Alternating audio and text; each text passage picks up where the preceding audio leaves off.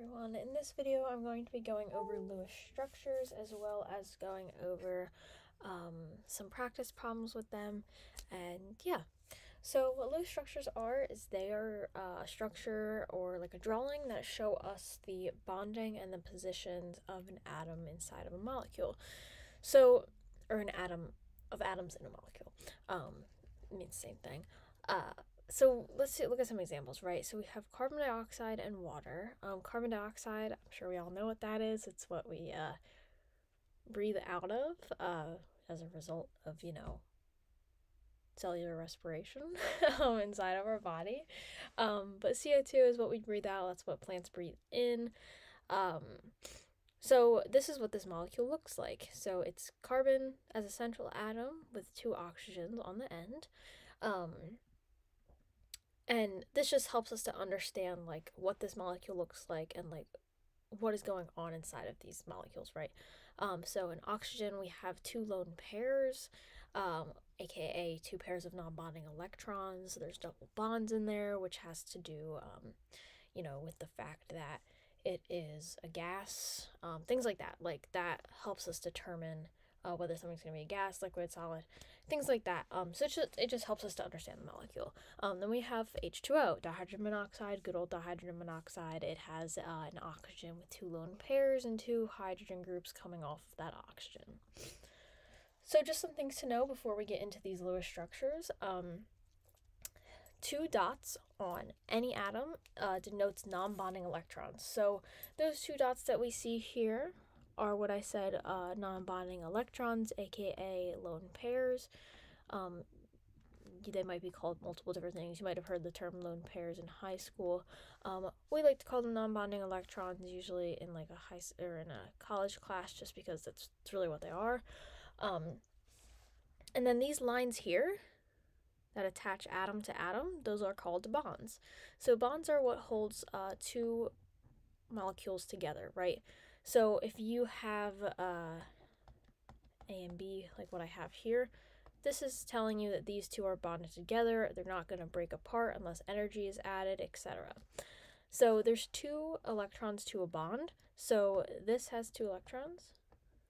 Oops, I wrote that wrong. So this has 2 electrons. Since this has 2 bonds, this has 4 electrons. And so does this one.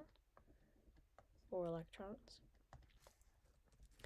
And then we can also look down here where we're showing that if you were to bring these lone pairs or non-bonding electrons and you were to bring them over and make a new bond, that creates a double bond or even a triple bond, right? So that would look something like this. We have a lone pair. It's going to go there and it's going to turn into this. That's called a triple bond. That's called a double bond. Pretty simple to remember. But this phenomenon is known as resonance, and resonance is really important when it comes to a lot of different molecules. If you go to take organic chemistry, as Professor Sherlock said in class, 2 things you really need to know: 3 things: resonance, hydrogen bonding, and how to count to 4. If you know those things, then you'll probably do decently well in organic chemistry. Obviously, there's other things you have to memorize, but if you have those fundamental skills and you understand what those 3 things are, then you're good. So resonance is important in different molecules, but it's how you can bring lone pairs and make them into a double bond or a triple bond. Okay, so let's look at how to draw these Lewis structures, right? So I already tried to make this video before, but it didn't go so well, so there's a little bit of scribbles on here and everything. But we'll go through this. So how to draw Lewis structures. So I'm going to go over Lewis dot structures and Lewis structures for molecules. The reason why I want to go over Lewis dot structures is because it's important to like understanding how to count the electrons and where to group them and everything. So when you have a Lewis dot structure, this is just representing a singular atom. So you take the number of electrons, which you can find on the periodic table, and you add the electrons going top, right, bottom, and left. And when they overlap, if they overlap, say that you have more than 4, right, because this is 1, 2, 3, 4. Once you have more than 4, you start to pair them with each other, right? So I have a picture here. So I went 1. Actually, I'll I'll show you exactly how I did it, just so you can see the process. So something like chlorine. So I would go, chlorine has 7, so I'm going to go 1, 2, 3, 4. All right, now I'm going to start overlapping. 5, 6, 7. And that's what the Lewis dot structure would look like for chlorine. So for Lewis structures, there's a little bit more of a process, and it takes a little bit of time to get used to this process, but once you do get used to this, it becomes so easy to do these Lewis structures. It's really all about guessing, checking yourself with your valence electrons, going again if you have more valence electrons you need to add, moving things around and going until you find the correct answer based off of the octet rule, based off of things that we know about these molecules. Like for instance, hydrogen can only have 1 bond, which is a helpful tip that I have up here. Hydrogen can only have 1 bond because its maximum amount of electrons it can have is 2, because it only has 1s energy level an orbital, so it can only ever hold 2. But yeah, so let's go through that process for Lewis structures. So the first thing you want to do is you want to find the valence shell electron total, and how you do that is that you add up the different valence electrons for each molecule, right? So if I have something like hydrogen, carbon, oxygen, so we have 2 hydrogens, carbon, and an oxygen. Hydrogen has 1 valence electron, because from the periodic table we can see that. Let me pull up the periodic table so I can show you that process. Gave me what I wanted. So you can count the number of electrons based on the proton number, or you can just count across. But valence shell electrons are only going to be in the S group and the P group. So hydrogen only has 1 because it only has, one, only one possible. So valence electrons, we have 1, 2. Carbon is, I want to say 4 valence shell electrons. So we got 1, 2, 3, 4. Yep, 4. So 2 plus 4 is 6. And then oxygen, I believe, is 6. So we have 4, 5, 6. So 6. So 2. 6 plus 6 plus 6. Oh my god, I'm stuttering. 6 plus 6 is 12. Too many S's in there for me. So that's how you would find your valence shell electron total. Then you want to draw the skeletal molecule, and you want to have the first one as the center, right? So if we're dealing with something that's H2CO, you also want to note that if it's hydrogen, it can't be the central atom because it can only have 1 bond to it. So hydrogen can't be the central atom, so you're going to go to the next thing. That's carbon. So we're going to put a carbon, and I'm going to put oxygen. We'll do a hydrogen here and a hydrogen there. Just erase this one because we'll go through that process together. So I drew the skeletal, and the first one, or the second one in this scenario, because hydrogen's the first, is the center. So let's find the amount of electrons remaining by doing electrons remaining is equal to the valence electrons minus the bonding electrons. So our valence electrons we found was 12. The bonding, we know that there's 2 electrons to a bond. So 1, 2, 3, 4, 5, 6. 6 is equal to 6. Okay, so that's done. And then we're going to complete the octets. So to complete the octets, all you have to do is you have to add electrons to atoms that would have an octet. So hydrogen wouldn't have an octet because it can't have an octet. It can only have 2. Carbon, we're not going to deal with the octets. We're going to do that if we have any left over. But oxygen would have an octet because it can have 8 electrons. So let's add on 1, 2, 3, 4, 5, 6. Okay, so that's done. We added those 6 remaining electrons. Now we should have a total of 12. So let's check. 1, 2, 3, 4, 5, 6, 7, 8, 9, 10, 11, 12. Cool, so we have 12 electrons in total, which is what we need. So now let's check and see if the octet rule is obeyed. That's our next step. So let's see. Hydrogen, it doesn't have an octet. It can only hold 2, but it has 2 electrons, so that one's good. Oxygen has 1, 2, 3, 4, 5, 6, 7, 8. So oxygen is good. Let's look at carbon. 1, 2, 3, 4, 5, 6. Uh-oh, that's not good. Carbon can't have 6 atoms. So what we're going to do is we're going to do our resonance, which I have shown down here. We're going to take this lone pair. It doesn't matter which lone pair you take, but you're going to take one of your lone pairs and make it into a double bond. So that would remove that lone pair. So you see how there's only 2 lone pairs now. You have your oxygen double bonded to your carbon. So let's check again. Let's see if the octet rule is obeyed. We have hydrogens are good. Oxygen has 1, 2, 3, 4, 5, 6, 7, 8. Cool. Carbon has 1, 2, 3, 4, 5, 6, 7, 8. Awesome. So that would be our final answer. It would look like this. This one down here. So let's look at some helpful tips. So as I said before, hydrogen can only have 1 bond. The central atom is most often the first one written or the most electronegative, with the exception of hydrogen, because hydrogen can't be a central atom.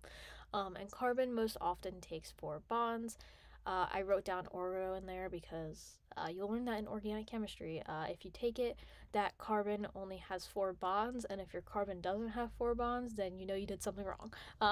So carbon most often takes 4 bonds. It's highly unlikely that carbon isn't going to take 4 bonds, and if it does, it usually bears a net positive charge or a net negative charge, which isn't good. Carbon doesn't like that. So we usually get that to have 4 bonds. So yeah. So let's look at an example of how to do this. Let me erase these.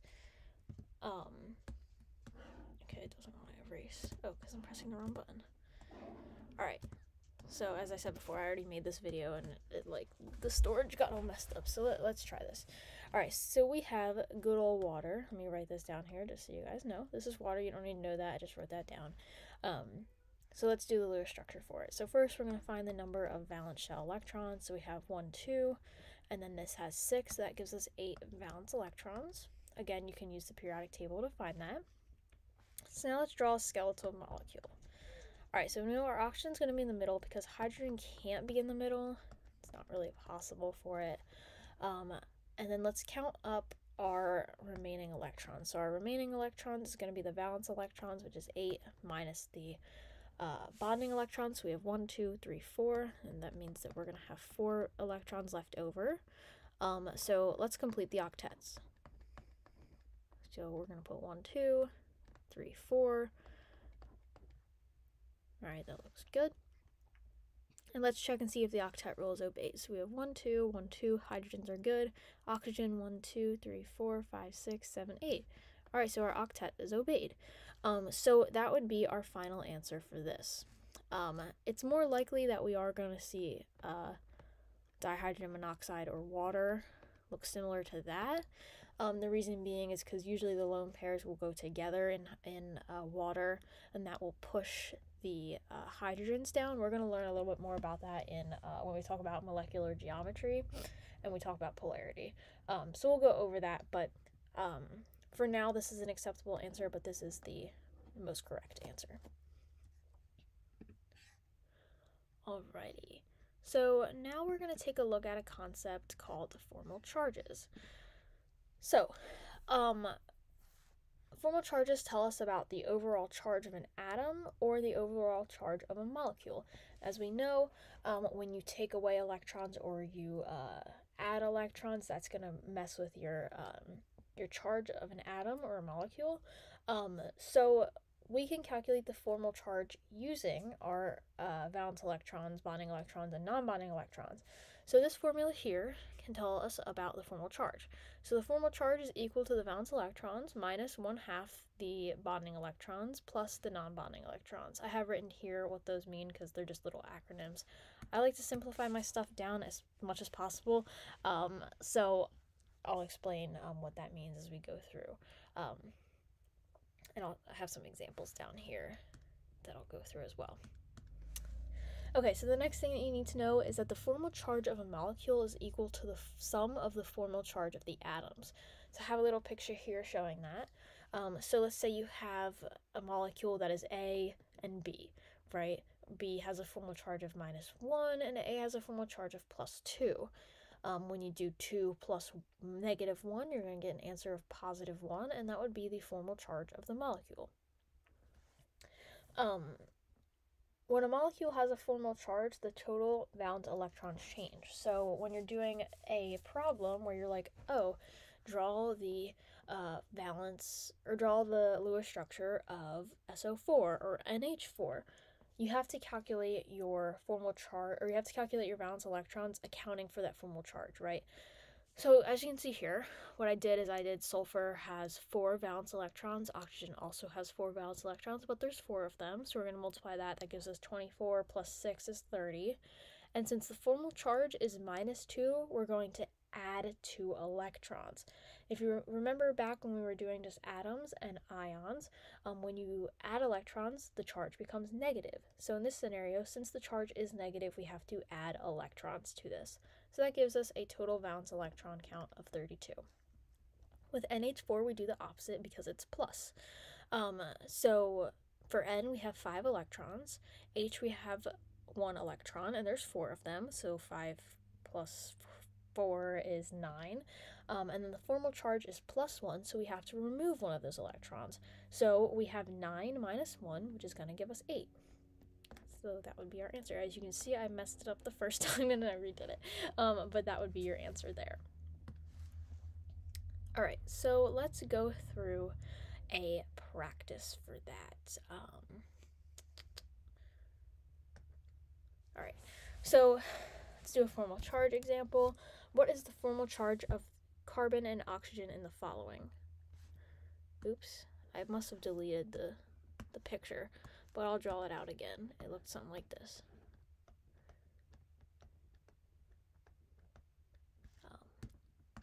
But yeah, let's go about finding that formal charge. You guys can try this out on your own, pause the video, do whatever you please, but we're going to go about making these formal charges. All right, so the formal charge for the carbon is going to be equal to the valence electron. So valence electron for carbon is 4 minus half of the bonding electrons, which we have 2 of those, minus the non-bonding. We don't have any non-bonding electrons, so we're going to put 0. So the formal charge for carbon is going to equal 4 minus half of 2 is 1, minus 1 is just 1. So the formal charge of carbon is going to be +3.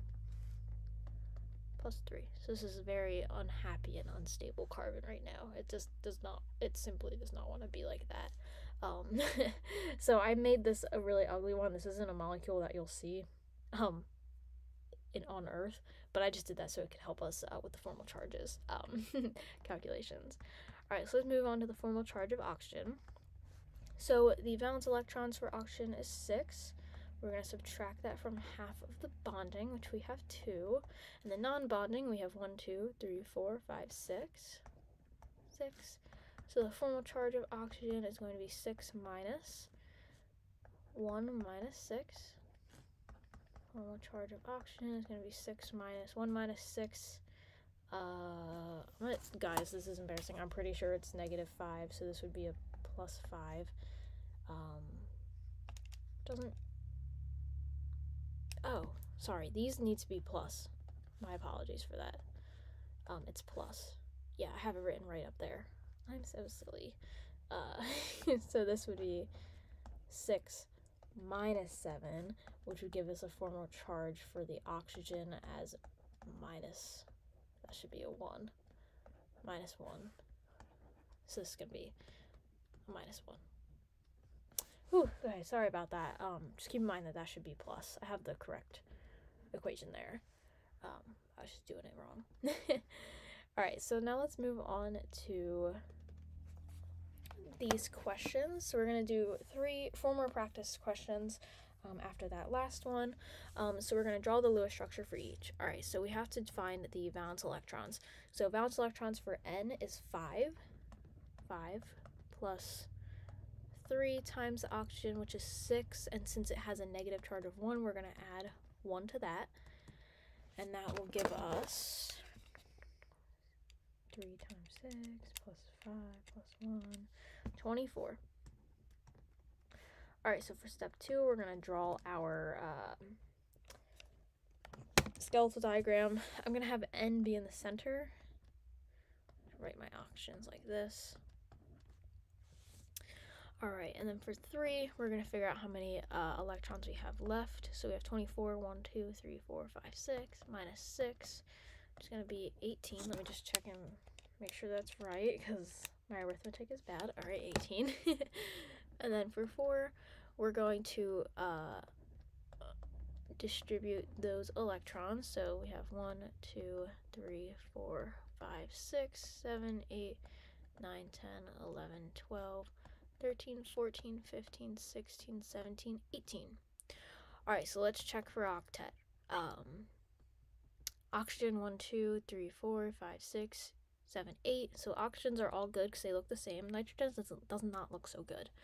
All right, so for nitrogen, let's see. We have 1, 2, 3, 4, 5, 6.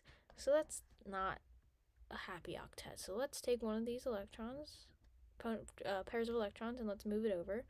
We're going to do N double bond O.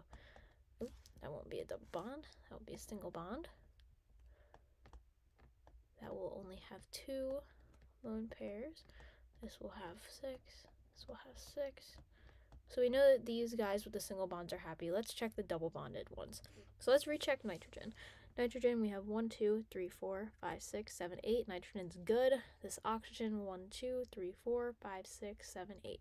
Awesome. So this would be our final answer. All right, moving on to the next one. We have CO3 with a charge of -2. All right, so let's find that total valence electrons. So we have 4 plus 3 times 6, and we're going to add 2 to that. Oops. Add 2 to that. So 4 plus 3 times 6 plus 4 plus 2 is going to give us 24 again. So we're going to do the same thing. We're going to make our skeletal. Very similar process here. And then we're going to do 24 minus the bonding 1, 2, 3, 4, 5, 6. Which will bring us to 18. And then 4, we're going to add on those non-bonding electrons. 1, 2, 3, 4, 5, 6, 7, 8, 9, 10, 11, 12, 13, 14, 15, 16, 17, 18. Let's check the octets. All the oxygens are good. We know that from the last time. Carbon does not look so happy. So for carbon, we have 1, 2, 3, 4, 5, 6. So we're going to say no to that. And we're going to do some resonance.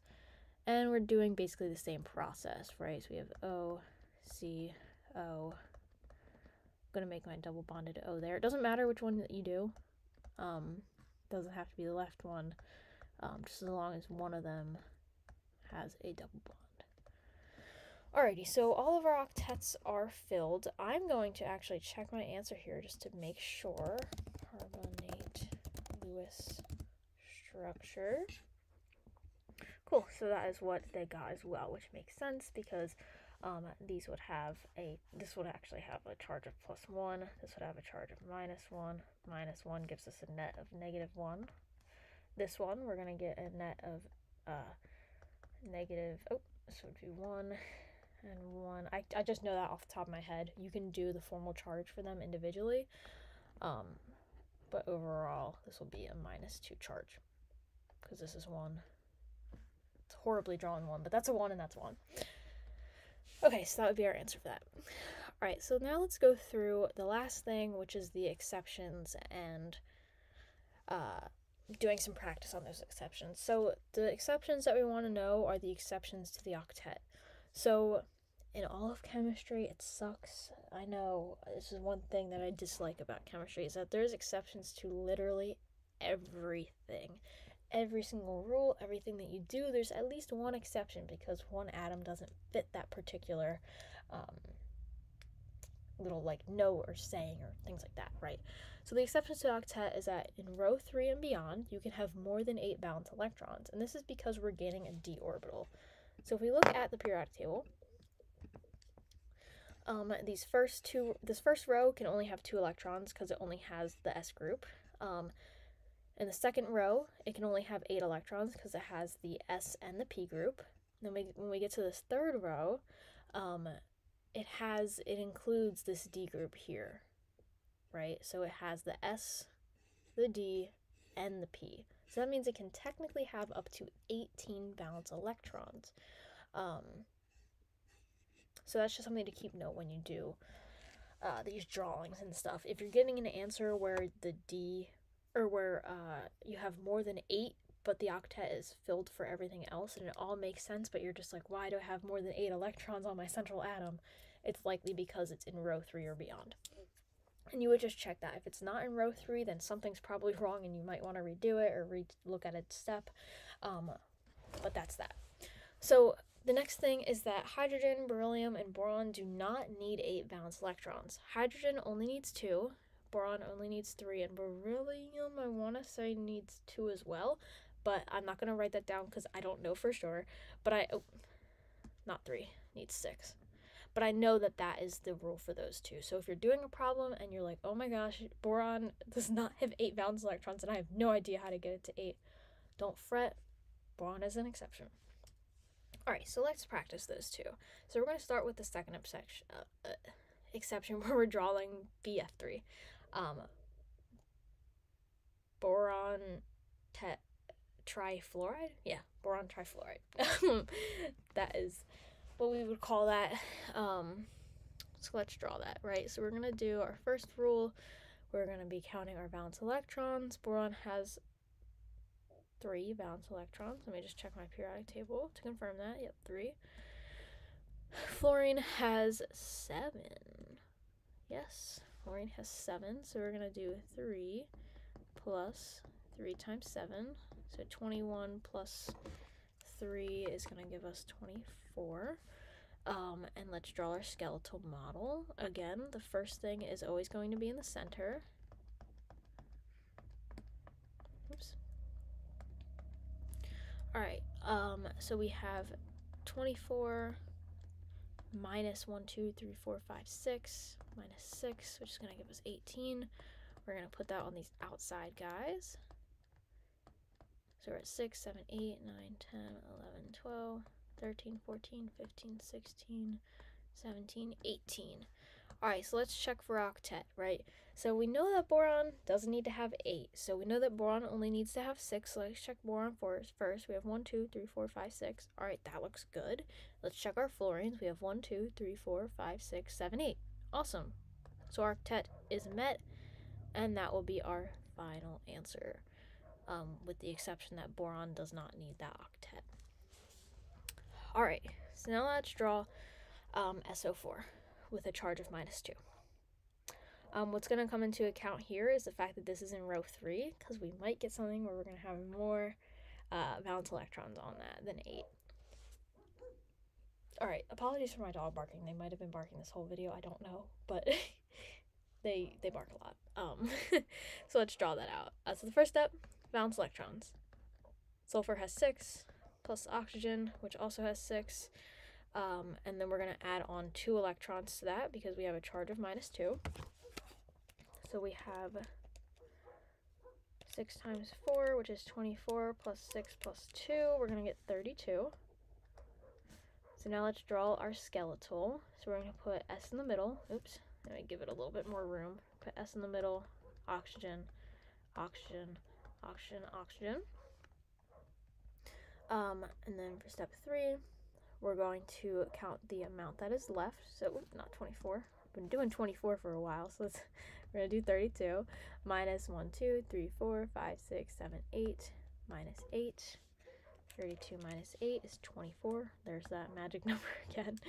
So let's add those on to the outer. 1, 2, 3, 4, 5, 6. 1, 2, 3, 4. 1, 2, 3, 4, 6. 3, 4, 5, 6. Alrighty. So let's count that. We have 1, 2, 3, 4, 5, 6 times 3 times 4. 6 times 4 is 24. So we used all those electrons, so we're good there. Now let's check all the octets. Actually, this might not have been an exception. Now that I'm looking at it, it might not have. It should be an exception.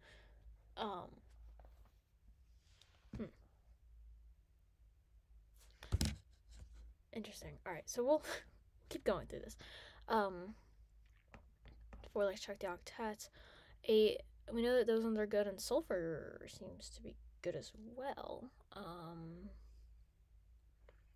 But I know that this one should be kind of funky, so let's look up sulfate,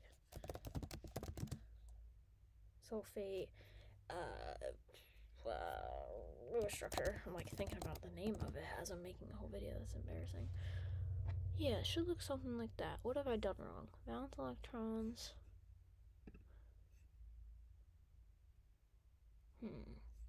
I did it right when I did the video before.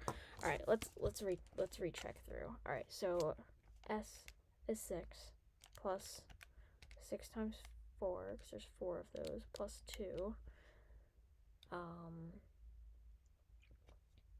Okay, let me do that. Let me subtract 8 from that is 24.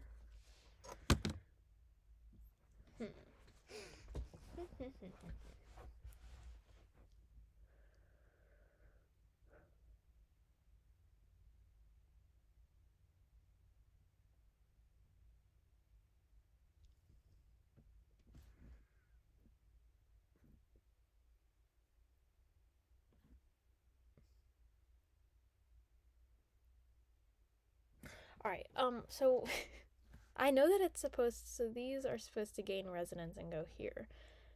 I don't exactly remember why, but I do remember going through the process. So if I do figure that one out, I'll make a second video explaining this one. But yeah, so that one should be uploaded right after this one. Apologies for that like long pause there of me not knowing how to do that one. But I'll look it up, do some research on it, and I'll get you guys an answer as to why it does the resonance.